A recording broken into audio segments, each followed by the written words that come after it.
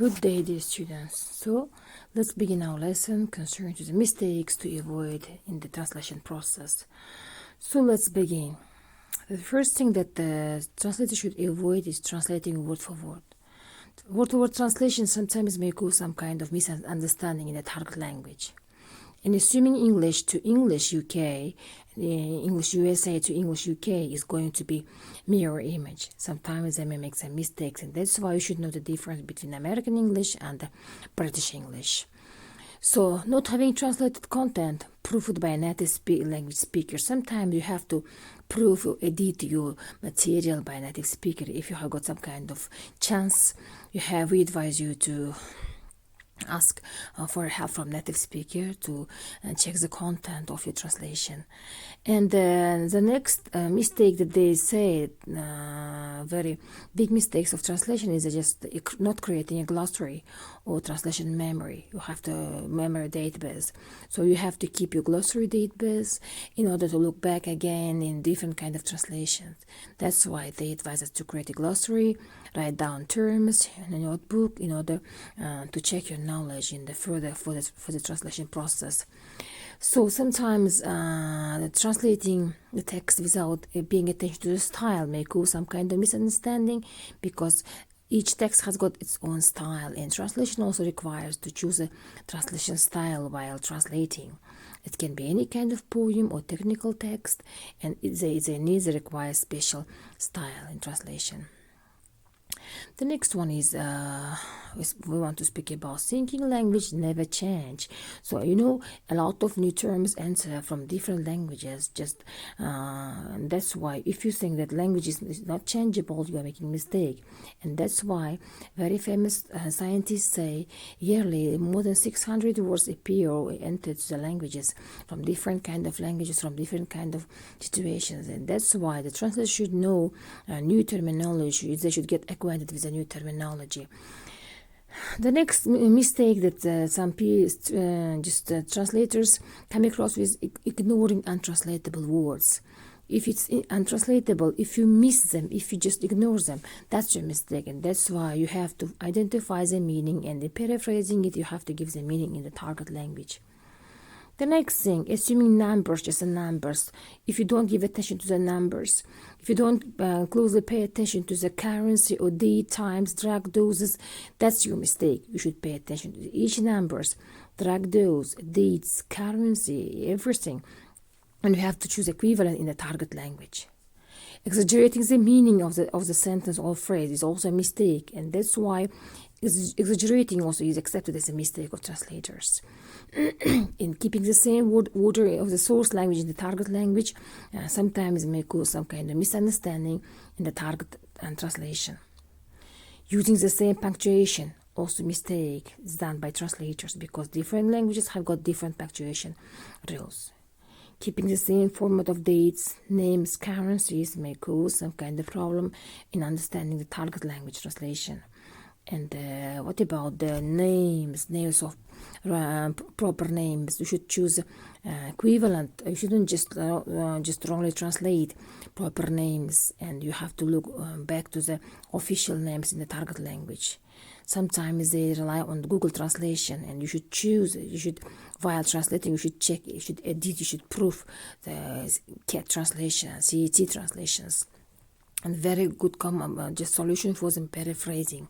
Sometimes it's difficult to find the equivalent, you have to paraphrase them. And if you just handle some difficult translation that you cannot cope, so simply reject. If you just accept the order, and if you cannot do it, simply reject the order. Because if you cannot translate, so simply have to refuse them. And if it's not the area of your specialization, you have to refuse the translation, because if you are not specialist on the field, we advise you not to take the order.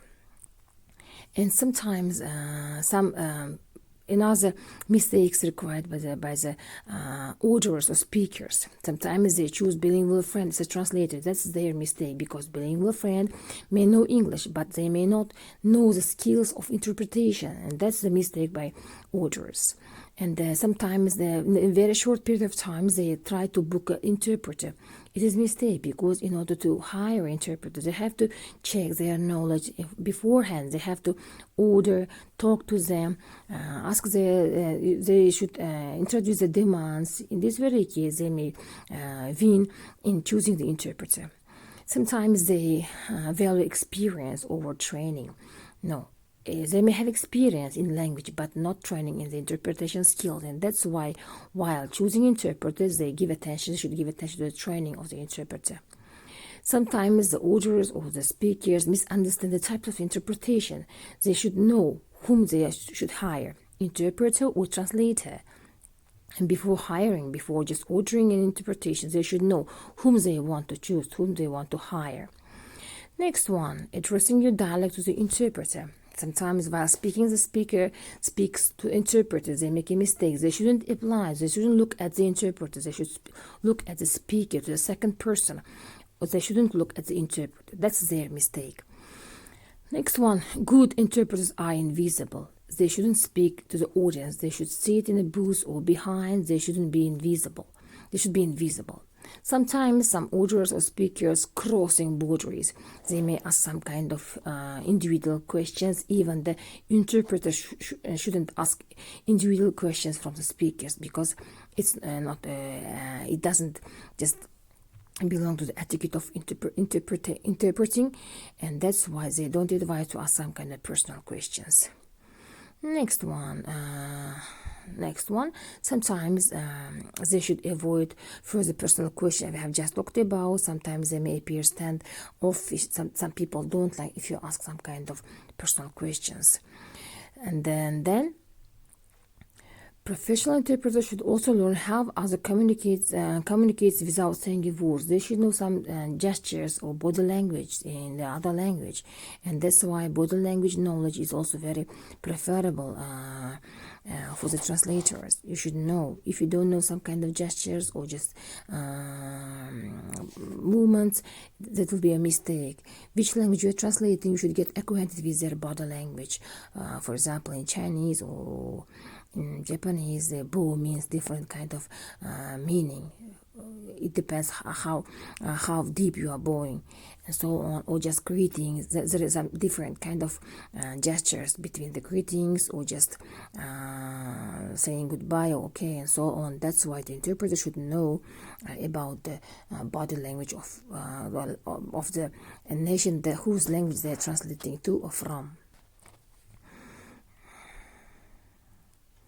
And if it's difficult for them, they have to ask the meaning of the body language from local native speakers in order not to confuse the body language and gestures. Here on the screen you can see some very important advices. You shouldn't be a machine translator.